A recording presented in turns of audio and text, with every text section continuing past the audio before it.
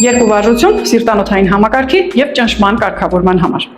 Սիրելիներս, շնչառությունը ուղղակիորեն կապված է մեր սիրտանոթային խնդիրների հետ։ Եվ եթե ուզում եք կարգավորել սրտի աշխատանքը եւ ճնշումը, կատարում եք այս վարժությունը օրվա մեջ մի քանի անգամ։ Առաջին վարժությունը արտաշնչելու եք եւ մեր տեխնիկայով շունչը բաց վիճակում ուղղակի ակտիվացնեք ծայրամասերը, ձեռքերը բարձրացնեք վերև, ներքև, պտտեք։ Հաջորդ վարժությունը կատարվելու է հատուկ տեխնիկայով մի քթանցքով։ Առաջինը կատարում ենք արտաշունչ բերանով։ Քթով խորներ շունչ։ Արտաշունչ։ Որովայնաձգվեց, շունչը պահեցիք 8-10 վայրկյան եւ կատարում եք ահա այսպիսի շարժումներ։ Վերև, կողք, ներքև։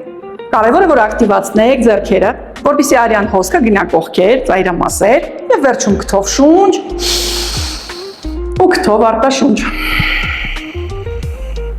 Բարձր զարկերակային ճնշման ժամանակ կատարեք այս վարժությունը։ Հաջորդը սրտի ռիթմն ենք կարգավորելու։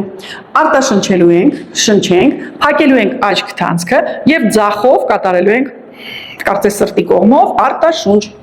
Սկսում ենք միշտ բերանով արտաշունչից, որ սկսի միանալ դիաֆրագման ստոցանին։ Արտաշունչ։ Քթով շունչ։ Եվ ձախ կողմով դանդաղ մինչև որովայնի հատակը փորձում եք արտաշնչել մի կողմով։